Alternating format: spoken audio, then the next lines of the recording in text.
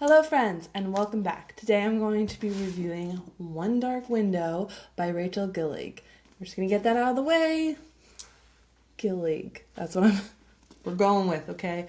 Also, lots of interesting names in this book. So bear with me. If you have your own pronunciation, stick it below. As usual, friends, this will be a two-part review. You'll have the first part spoiler-free for readers or someone maybe who hasn't picked up the book yet but might be interested. And then I will do my technical review at the end, which will include spoilers. So be warned, okay? I will give plenty of heads up so you can click away and my metrics get ruined. But that's fine. Read the book. Come back and watch the second half of the review. All right, for those that don't know, One Dark Window by Rachel Gillig is about, and in my own words, is about. Magic is dangerous. Magic must be controlled. When the fever comes, you will die. When Elspeth catches the fever, her father, the head of the desentry, doesn't turn her in. Instead, he sends her and whisks her away to hide at her aunt and uncle's house in the woods. There she sweats out the fever, hoping for it to pass. But those that catch the fever have sudden access to magic that the rest of the world must use cards to access. But those that have unfettered access also have to pay a price. The more they use their magic, they tend to go crazy or degenerate, as the book says. So Elspeth thinks she's mostly escaped from it. She touches a card and suddenly a voice pops into her head. A voice that gets stronger the more she calls on it. She keeps the voice hidden until running into a strange highwayman that turns out to be the king's nephew. And this king's nephew has his own idea on how to save their city from this dark, horrible magic, and how to save those they love and those that may have access to the magic. So this is really a dark fantasy with a romance twist to it. I wouldn't so much call this romantasy. And this is where I am getting a little hesitant on the term romantasy, because why can't stories just have some love in them? Why do we suddenly have to make it a romance plot? Unlike Sins of Their Bones, which felt very much rom in a fantasy setting, this feels like there was romance as a side plot to a fantasy book. So if you're going in and you're a romance reader looking for a romance book, this might not be for you. However, there is a strong romance element. So if you don't like romance in your fantasy books, then again, this might not be for you either. I loved the first half of this book. I thought that it was dark, it was gritty, I loved the uniqueness of the magic system. For someone who reads a lot of fantasy like me, magic tends to get a little repetitive for writers. Nothing wrong with them, we just get influenced as writers and we put it out there, but it's the books that take magic and go, what am I going to do if I mix this with this? How am I going to have the outcome of magic exist? I love that in Foundry's side and the way that words manipulate the magic. Super interesting to me. And it's the same way here with a One Dark Window. In One Dark Window, there are two types of magic systems. One controlled by cards and one controlled by people who catch the fever. No spoiler there. You'll learn it quickly. I won't give you the details. However, I found that idea behind cards and the fever to be a very interesting way to balance the control of power and also explain power and what if power existed in, say, a deck of cards. Now, so the beginning was very strong for me. And then I kept reading. And I quickly lost interest. Very, very quickly. I know I gave this book a decent rating, as you probably can see from my Goodreads account. I gave it 4 stars because in a way I still liked it. But I was bored. I was not looking forward to reading my page count every day. And I just didn't have an interest to know what was going to happen. So ultimately, I think it comes down to my attachment to the characters. I was not really for Elspeth. There was nothing wrong with her entirely, but I didn't relate to her. I didn't find her story to be super interesting. We definitely follow the traditional thing of, oh, I'm a girl trying to hide something, and woe is me, don't know how to fix it, but I'm special, blah, blah, blah. And then you have the rugged man who is trying to fight the whole system and says, okay, well, let's team up together. the story started to become very predictable. And the ways that the magic was extremely unique, the story on the flip side started to become very predictable. However, this will not stop me from reading book 2. I think I've got the hook in me enough that I'm going to just keep reading for book 2.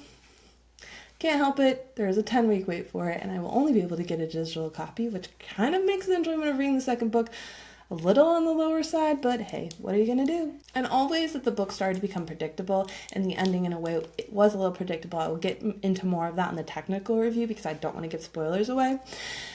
I still found the ending to have a fun little twist, to be a little different. I see a lot of stories go in the opposite direction with a different type of character in that position, but I found this character choice to be a good one. Trying not to give spoilers away. So it was enough to make me go, okay, I'm hooked enough, I'm going to continue. Again, this could just be a personal decision on my part. It's really hard when you want to write reviews and you sit here and you're like, I need to give a reason why I didn't like a book. And you sit here and you're like reading all your notes and you're writing it up. And then you go, I didn't have a reason. I just didn't like it because I didn't like it. The one thing I can add lastly as to why I might not like it is information was fed very well to the reader. So as a reader, we learned a lot of information. It was very obvious information as you're reading it. But it took Elspeth a very long time to catch up to that information when it was kind of hitting us in the head. So that could be the only kind of annoying factor. You're just sitting there reading it, you're like, oh, come on, just catch up to what we're being told. Like, isn't this obvious? I mean, I know I'm getting an overall view of what's happening, but again, come on, it's happening in you too. I think you can figure this out. Turn the page. And was the book long for what it was consistent of? I think that this whole word count, page count, publishing things, stories being quicker, us consuming content is going to be a little bit trouble in the future. I think some stories are too long. I think some stories are too short. We delve into this more in our podcast about word counts and what publishers are asking. So maybe she could have added more.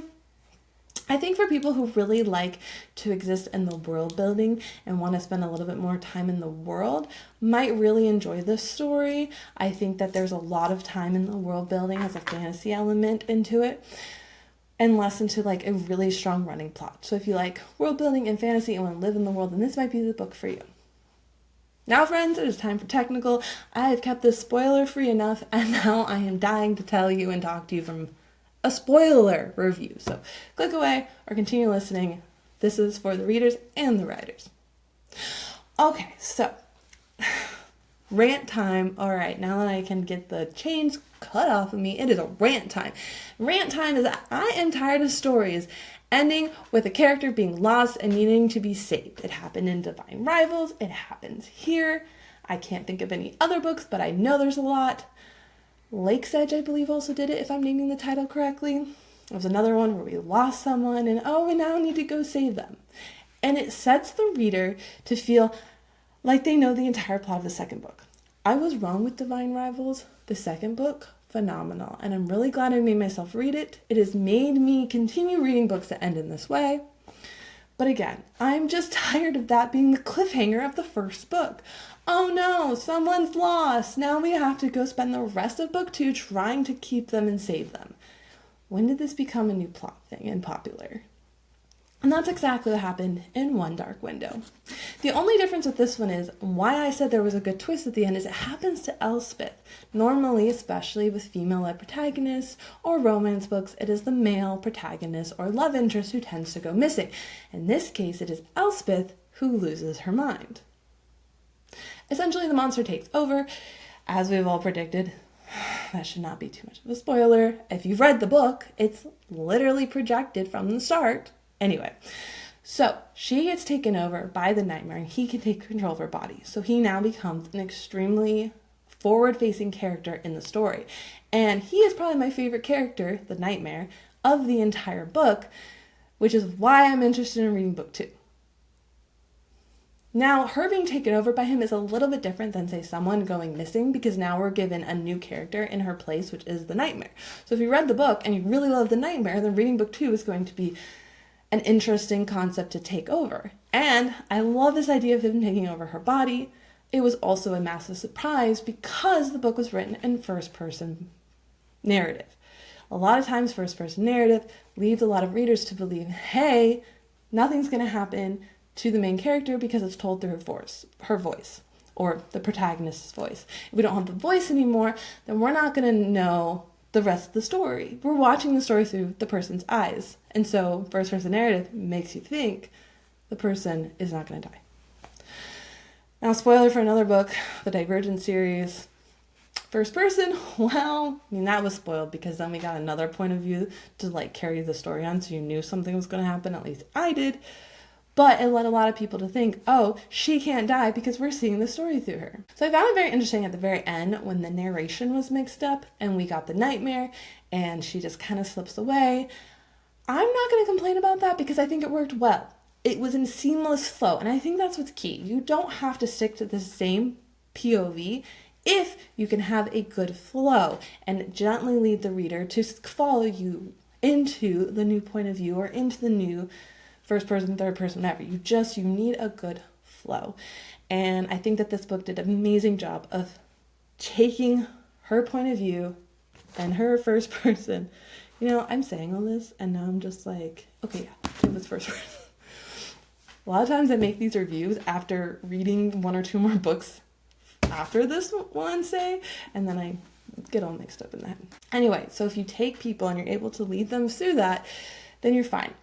Writing is really about, not only is it an art form and about being able to use the words and portray it correctly, but it's really about just being able to take your reader with you and go from part A to part B. If you can take the reader with you in the words that you've chosen and be able to take them all the way across and go on the journey with you and get all the emotions and all the descriptions and all the setting and all the fantasy and all the world building and everything, the romance, everything, that is what makes you an amazing writer.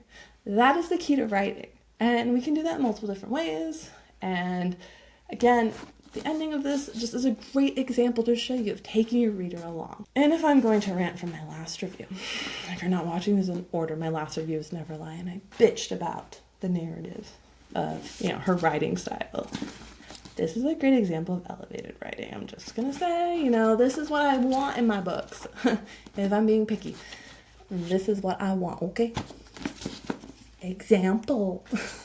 But as you can see, I mean, as a writer, okay, take Never Lie, then take One Dark Window and compare them.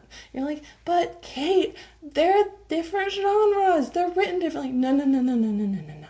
Okay, you can still... Love Light Farms is an example of taking high, lyrical, beautiful writing, great description, immersive writing in a romance book. We can elevate every genre. You want to know why people call like chick lit and all this other stuff?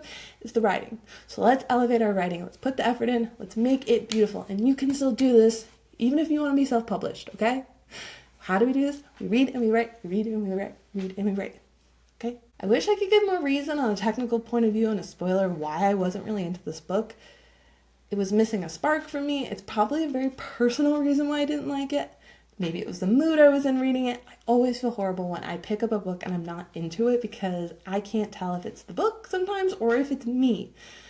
And I feel bad for the writer because maybe my bad review has nothing to do with how good the book is, but it has all to do with personal preference. And I want you to remember that, writers. If you're struggling and you have people that aren't getting the spark of your book, it's okay, okay? Take that in. It is okay because it might not be the reader, or it might not be you, the writer, because it is just the reader. If the reader doesn't like cats, and I always give this analogy, if a reader doesn't like cats and you have cats in your book, the reader will not like your book. And it's not because you wrote the cats a certain way or of your skill or talent. It's because they just don't like cats. And that's okay. So just remember, sometimes reviews, especially if you're getting critiques back, you have beta readers, you have your own critique partner, you have a lot of different things, you have reviews on Goodreads and you're published already, just remember, not all reviews have anything to do with who you are as an artist and just has to do with the person's perspective and likes. And that is why One Dark Window might not be for me. Could be the time I read it. It could be that I just didn't like the characters because they didn't spark and connect with me. I don't know. I know this is getting massive reviews on Goodreads. I will also be doing a review for book 2 because why not? This is my channel. So I hope I gave you a reason to read it. I think that this book should get attention. Also, rating of this cover alone, the cover brought me. All right, friends, thank you so much for listening. I hope that you got some good information. If you liked, make sure to subscribe and give this video a thumbs up, and also listen to CJ and I's podcast and join in our book club. It's not too late to join. Listen to past book club episodes, read this month's book, join in, have fun. Hope you have an amazing day.